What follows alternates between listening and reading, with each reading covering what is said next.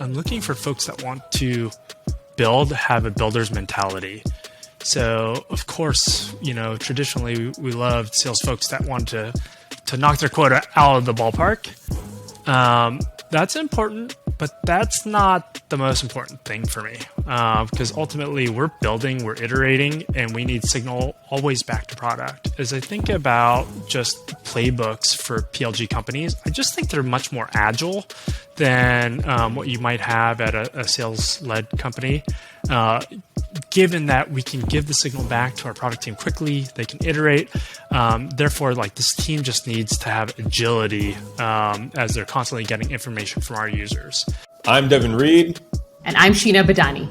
And you're watching Reveal, the Revenue Intelligence podcast powered by Gong. Keep watching here to see the full interview. Or if you like to listen to podcasts on the go, check out the links in the description below. And if you like what you hear, subscribe on YouTube, Apple Podcasts, or Spotify, or all of them. Why not? And while you're there, make sure to leave us a 5-star review. We personally read every single one, and I think I speak for both of us when I say they mean the world to us. Could not agree more, Devin. Now, without further ado, here's the episode you've been waiting for. Kai, I am excited to have you on the show, not just because I know you're going to drop some fantastic expertise for us, but as I said before the show, we're reunited, and it feels so good because you and I go way back to my first sales job at ClearSlide. So it's great to reconnect and have you on the show. Good to see you. It's been a while. I love those days were tough, hard, but also rewarding. We learned a lot. Yes, I tell folks I wouldn't want to go back, but I wouldn't have it any other way. That's right. And great to meet you today, Kai. Yeah, great to meet you too, Sheena.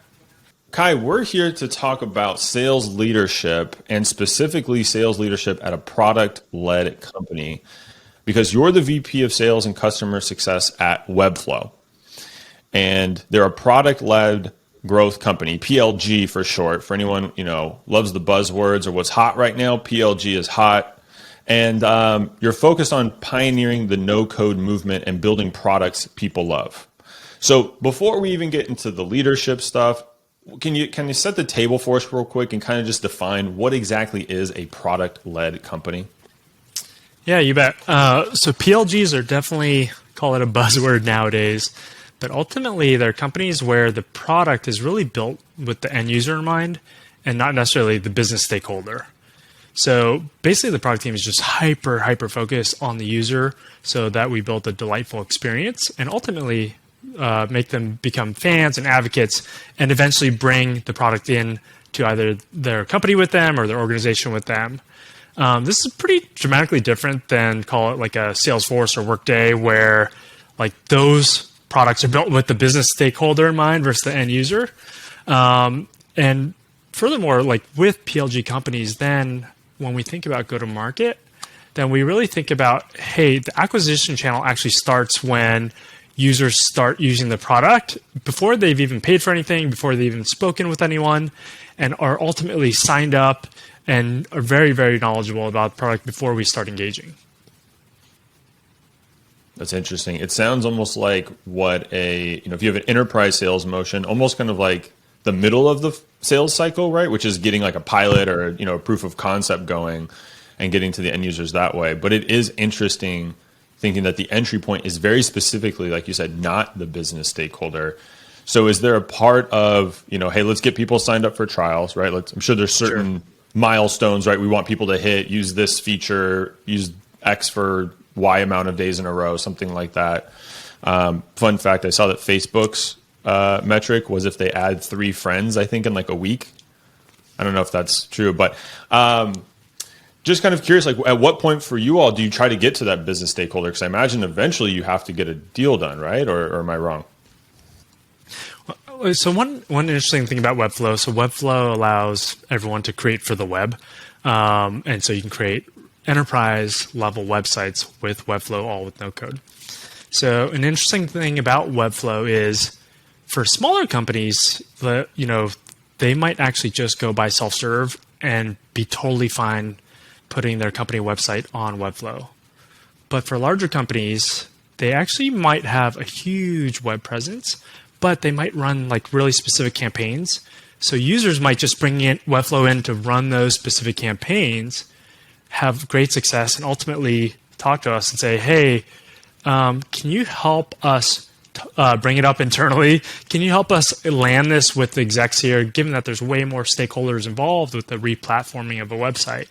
And so actually, with this PLG motion at Webflow, what we see is, call it for smaller companies, they can go make decisions. And of course, as they grow, they want to continue building a relationship with us. But even for larger companies, it gets brought into smaller groups. And then they really ask for our help. Like, hey, how can you help convince our execs, IT, security, all the things, right, that enterprise sales normally does and consults with, and help those users drive the sale on their behalf, really. As you're talking, it's reminding me of companies like maybe Slack and Yammer, where it was like really user focused, in terms of usage, and then like, how can we get this deal done? How can we turn this into an account? Probably even like a lot of open source companies work like this too, where you have like developers that are using the product, and now it's like, hey, we need to get to IT to actually get some dollars here. Any other good examples that you can think of product-led companies? So I do think that is the traditional stereotype of like, hey, product-led growth companies, they come up in these little pockets. And the sales motion for PLG companies is you go then talk to IT and guilt them into buying it for SSO and da-da-da, right? But if you look at other archetypes like a GitHub, I think GitHub is like a great example where that was definitely a PLG company, a developer started bringing it in. Certainly as you, as a VP of engineering, you want to standardize on where your code sits, the repos, and then you can actually drive enterprise sales that way. But ultimately with Webflow and our product-led growth motion is it's not going to IT and guilting IT into like, hey, look at these folks that are using it. Don't you want more security? Don't you want to know what's going on?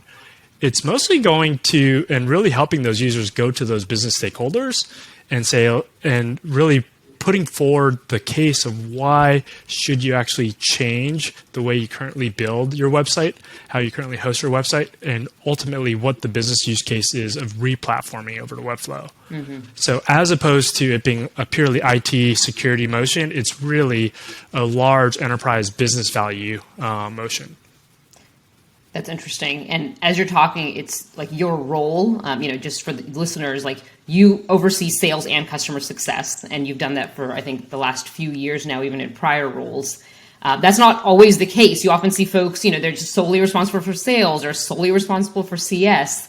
But I think this kind of experience from the user standpoint makes sense in the terms of how your org is structured and how you're kind of like balancing across both. I'd love to just like hear your thoughts on like why bring those two together and have them both under your purview. So it's actually customer success and support. And support it's actually a big deal, and this is actually very, very important to me. That I'm very connected to support and leading support. So ultimately, our acquisition channel is really led through product. And so what that then means is it's really important to me what that user experience is, ensuring that any signal that I get, that my team gets, where customers, users have issues with the product, like I need to get that back to product immediately to our product and engineering team. At the end of the day, it affects our acquisition channel, and that user experience is a big part of our growth. So really, really important. Another thing too is, as a PLG company, users are very, very informed, right? They've been into our product, and sometimes they just want to talk to us through multiple channels, right? So you might have enterprise customer coming in through support, right? And I need to ensure that customer experience is cohesive across no matter who you're talking to at Webflow. It feels great and is great user experience. So. And I do want to add more channels, whether it's chat on websites or chat in product, and ensuring that wherever that user is, they have a way to reach us so we can help. And ultimately, one thing too is that a lot of companies reserve support for paid customers. And the way I think about it is I want, as much as possible, I want our support org to be able to help all users, even free users, ultimately it's a huge flywheel, right? That with product-led growth companies, free users will eventually go work at companies, or they will go tell their friends and family, right? So even if they're free, I want to make sure they have a great experience and ensure that they're successful using our tool. At Gong, we call that experience creating raving fans. So it really sounds like you have a really similar, kind of objective here. Like, let's focus on the users. If they're delighted in every single experience that we have with them, then we can create that kind of unified experience for their entire company. That's right. What I'm worried about is just like having these silos, right? That we would just put upon ourselves, like, hey, here's sales, here's support, here's customer success, and throw it over the wall, and that user just gets bounced around. Mm-hmm. That terrifies me. It's like my worst nightmare. I want to ensure that, we do create these advocates, kind of like you just said. Well, I have to ask, what are you doing, Kai, do you have any kind of I don't know, some plays or some tactics you use to make sure those silos don't exist, or if they start to build, you kind of flag them and break them down, so to speak? No, we're actually not that far yet. Actually, the first thing I wanted us to do, I've only been at Webflow for a year and a half, is actually ensure that our systems are in place so that we can hand off in a very cohesive manner first. And what that means then is I needed to think, as opposed to just having sales ops, I have a revenue ops team that thinks through marketing, sales, customer success. I have a partner motion too, and support. And the first part of that then is ensuring all the systems, whether it's Marketo, Salesforce, Gong, and Zendesk, how can we actually integrate all the systems into one cohesive system so that we can ensure and follow a customer through one pane of glass? So that's actually the first thing I've been focused on and my team's been focused on before continuing to drive these plays. It's a pretty big lift to actually do that. It's not easy. Well, it's interesting too. You mentioned like your entry point could be support, and worried about silos from support to sales and so on. And it's the same for, enterprise sales motions. It's just the entry point is, the sales dev org, and then it moves to sales and CS. Right. So it's interesting to hear that even though the, sales process, the kind of air quote here is different, there's still those same challenges, right? Of making sure systems are in place, teams are talking to each other, and the buyer experience is as smooth as possible. That's right. And ultimately, as we introduce these new channels where where customers can reach out to us, can speak to us, we will start creating all the playbooks. And by the way, we'll iterate. I'm sure, like day one, it'll be fine. Okay. But the way I think about it is like we want it better every day for the user experience. So something that I'm curious about is how the sales team differs at a PLG. Because everything you're saying is support is starting this off. Maybe they don't even need to talk to sales for some examples. And I imagine it was kind of mouth-watering to think that, hey, some account in your book is just going to hit you up and go, hey, we're ready, Devin, come help us. Here's my executive. Here's what we want. Help me sell it. Like, that's a dream, right? Sellers love that conversation and love that invite. So I'd love, Kai, to hear from you. Having been at ClearSlide being one example, I'm sure you've had others in your past of the enterprise sales motion versus PLG companies. Like, how are those sales teams different? So the types of team members I look for at Webflow and certainly PLG companies, like I want folks that can help ideate. One of the things I've told the team is I'm all for buying software if it's going to help add intelligence into our motion, be able to help us find the right user, the right lead at the right time. But I also want my team to be able to ideate and collaborate, and also think of and bubble up use cases from the field level. So ultimately, I'm looking for a highly, highly collaborative field team, and I regularly reward and prop and recognize folks that do that. And also, by the way, that also means that I want them to be able to take risks. Either they can kind of test some different value propositions, right? I think I've heard in previous podcasts that you've run that sales is at the forefront of like testing value props, right? And this is something I highly, highly encourage because there's so many use cases for our specific product, and also for PLG companies. Given that's very much user-led, lots of times we're so surprised about the use cases where users want to use our products, and then I want my team to be able to bubble that up so that we can then bubble that to product and marketing. So ultimately, looking for highly collaborative sales folks, folks that want to ideate and also are very, call it tech forward, and want to think through like how can we continually improve the process, or how can we use data, how can we use software to increase that signal for us to find the right lead at the right time. Have you found as you recruit and interview folks, is there, like, I guess I'm wondering if like folks with more of my background, right? So like never been at a PLG company, right? Like enterprise sales folks, do you find that they have those skills or like easy to transfer into the PLG realm? Or are you looking for folks who do have that specific experience?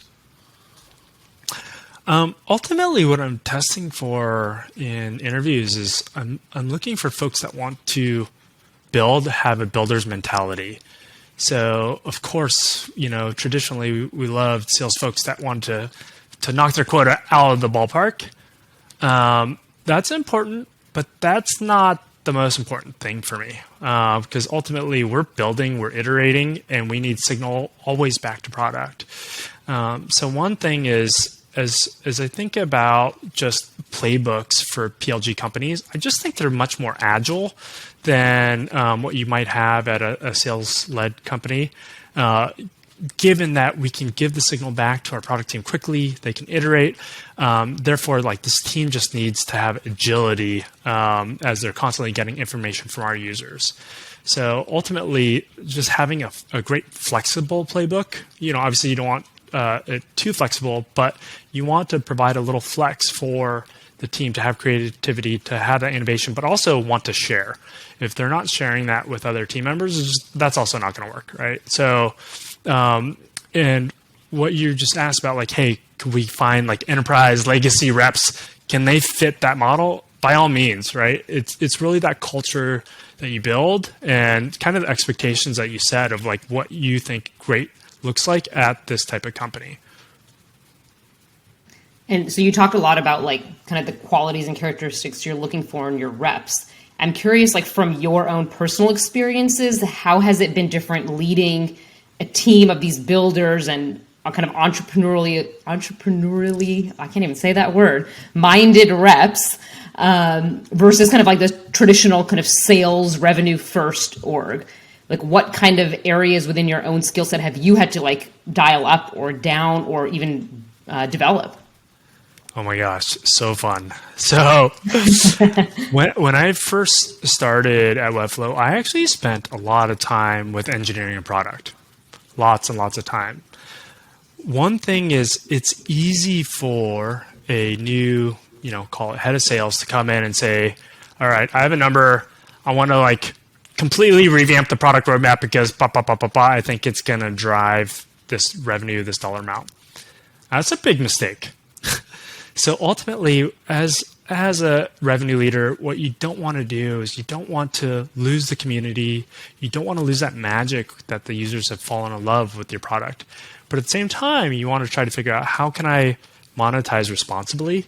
How can I make sure, like, I don't necessarily want to monetize the freelancers, the students, the small SMBs. I'd rather monetize on larger enterprises that are getting tremendous business value so that we can continue to expand our mission for users and not have to like regularly raise prices every year as the only means of driving revenue. So what that means is like I actually flex a lot in product. I spend a lot of time reviewing product specs. I weigh in a lot. The product, the PMs at Webflow hear from me pretty regularly, and I'm very, very involved. Much more than I normally would be, call it, at a sales-led company where it's, this is what I need to hit this number, that's it, regardless of the user, CSAT. So I would say that's probably the first thing. And the second thing is really helping, engineering, product design also understand this, because there's a sales team here, does not mean this is going to change the culture of the company, right? Like, how can I show them that sales can actually help be a great flywheel for them for product signal, right? So now they actually have this great asset, this great resource, especially with Gong. Huge shout out, by the way. Like something I actually really, really use, where we have several channels set up, whether it's like, hey, competitor mention, right, from Gong, and our product folks are in there. Specific feature request mentions, right? And so our product folks are regularly in there as well. And then I'll also tag product folks on Gong calls, specifically like, hey, you should probably listen to this use case. At the end of the day, product folks don't like hearing features to build. They like hearing the problems to go solve. And so you should actually listen to this use case from this customer and the problem and issue that they're running into with our current product. Like, you solve it, PM, but like, this is what we're hearing in the field. And so by doing this, then ultimately engineering product designer are like, oh my gosh, okay, we're not changing to a sales-led culture. Actually, we have this new superpower. Now we have this new insight. We have this new asset to help drive intelligence and drive insights for us ultimately, right? So that's really I don't know. You tell me if that's different than normally a sales-led company. Well, I have a lot of thoughts. My first was like, I could imagine product folks not loving the VP of sales super involved. No, Kai, you're wonderful. I'm biased towards you. I think you're great. But, as a whole, it's, maybe it's a bit of a stereotype, but, I can imagine product folks trying to join a sales kickoff, like, here's how you should sell the thing we bought. You know what I mean? Going the other way of, here's how you should build the thing I'm trying to sell. So I think it's just interesting hearing, it must be, you finesse your way in there kindly, or maybe it's a culture thing where, there really is that collaboration where folks want to hear from you. It doesn't just come free, by the way, Devin. Like, this is where I spent a lot of time earning that trust. Sure. I can't just ask for trust. I need to earn the trust, really understand the lens and the journeys that the product engineering teams were thinking through when they initially built the product. Through earning that trust, then they actually wanted me to weigh in, right? And shared the documents. I made comments. I didn't tell necessarily. I asked questions. I also provide context from what I'm thinking, but I'm not necessarily telling them you need to do X, Y, Z. Sure. And it seems like you're really kind of on a level playing field with the product team, where you have this tremendous wealth of knowledge, you and your entire org, from the customer interactions, the conversations, the insights.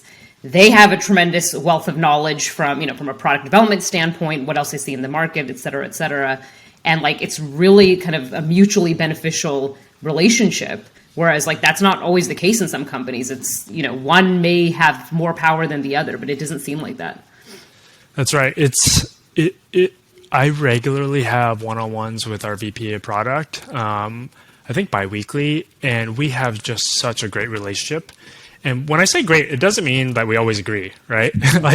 We have a relationship where we can be candid with each other. We can disagree, actually, but we have earned the trust of each other, and we understand, she's incredible.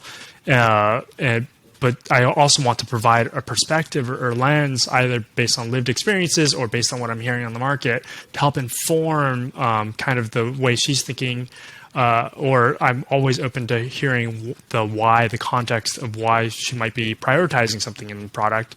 And for me, that might be okay, just because I'm thinking across our entire revenue stream. So I'm thinking through the revenue from our self-serve users all the way to the enterprise. And so it's not like I just care about enterprise users. If anything, I actually care more about our self-serve users because they are the flywheel for the future. Mm-hmm. So if you know Gong, which you do, and we've been talking about the insights and the data, we love data here on Reveal. I'm curious, what data do sales teams and your organization specifically have that your product team really benefits from? So my team actually knows I like to do this Thursday night Gong and wine. So this, for me, I like to listen to at least 3 calls every week to ensure that I stay grounded. But as part of this too is, I regularly review either with keywords within Gong and be able to feed that back to the product team as part of our product roadmap. So that's just within Gong. Obviously, it's very, very strong signal, founded and based on literally what customers are saying. But then outside of Gong, we collect a lot of data. We have a lot of telemetry, and we have a lot of tools. And it's one of those things where how should we think about when a user is a product qualified lead versus an MQL, marketing qualified lead? Product qualified lead, what are those steps? What are those actions? And by the way, the product qualified lead definition that we may have 6 months ago may be different today as we've added more features, or if we changed our onboarding or made the ease of use easier. So we collect tons of telemetry. Certainly, I think the standard one is just logins, right? But outside of Webflow and just PLG in general, it's like, what are those steps that those users are taking with high intent? For us, it could be like you've created a project, you've put a few things on your canvas as you're starting to build your website. It's an idea. Another one could be you've actually launched your website, you've had 10 visitors come, right? That could be a highly qualified lead. And for us, we're continuing to iterate always on this. It could be, hey, here's 6 steps. Maybe if they've done 4 of the 6, that's a qualified lead. So this is something that is we are actively talking about and iterating on. We had one definition that we are moving towards a different definition, just to make sure we're just going up higher and higher in the user activation journey, where, all right, is this the time we should actually engage? Should we add value here? Or should we go in product and introduce using a partner? Because maybe you want a partner that wants to go in and help unblock, and you're running a business, you don't really want to learn how to use Webflow to build a website, right? So I would say with this type of data and this type of telemetry, we're always iterating. It's not one of those things where we're going to say all right, here's our definition of product qualified lead, we're done for the next 20 years. So it is one of those things in flight. That's so interesting. I've actually never heard the term product qualified lead, so I learned something new today. PQL. I am very curious, how is that metric defined? Is it more coming from the product team? Do you have a data science team that defines that? Is it a combination of you working with those teams? Tell us more about that. Yeah, you bet. Okay, so one role in product-led growth companies is product growth. So we have an amazing director of product growth. Actually, I believe her full title is Director of Product Lifecycle.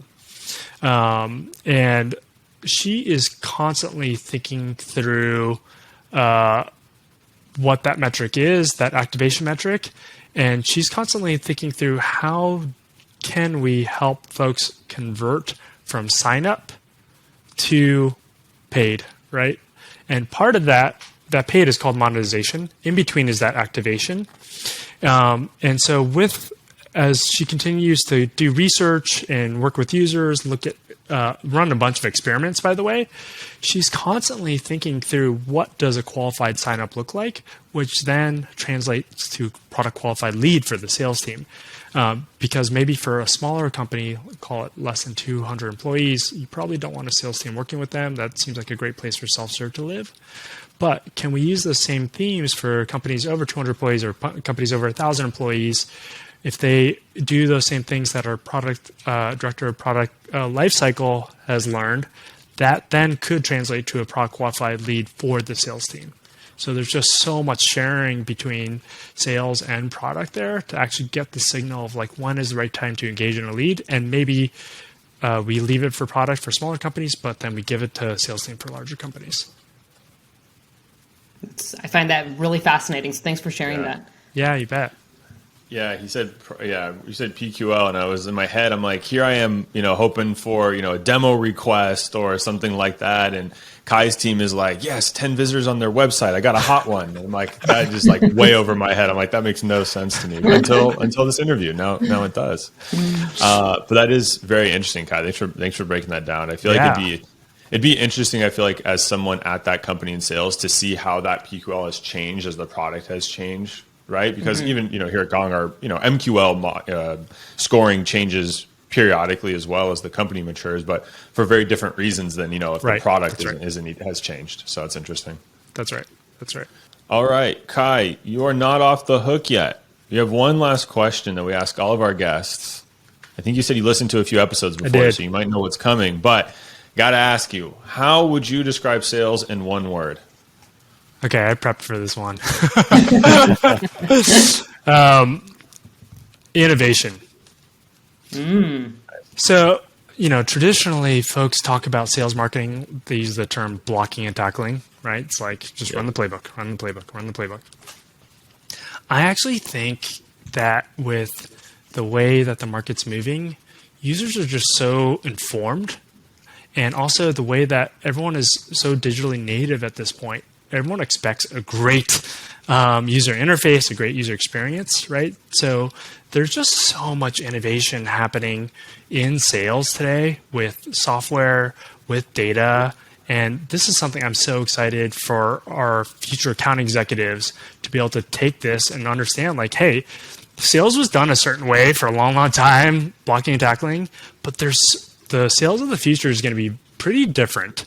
And there's a lot of innovation going on. And I hope that we're at the forefront. Of course, we have tons and tons of work to do. But ultimately think that there's the way that we will sell in the future that we sell today is going to be very, very different than in the past. That's great, Kai. And it really shines through in the way that you hire and build your team and work with your product team, so that innovation, that lens really shines through. Well, Awesome. it was great to have you on the show today. Thanks for coming in and dropping by and hanging out with Devin and I. So great to see you guys. Devin, great to catch up again. Thank you for having me. Thank you. Always. Thanks, Kai.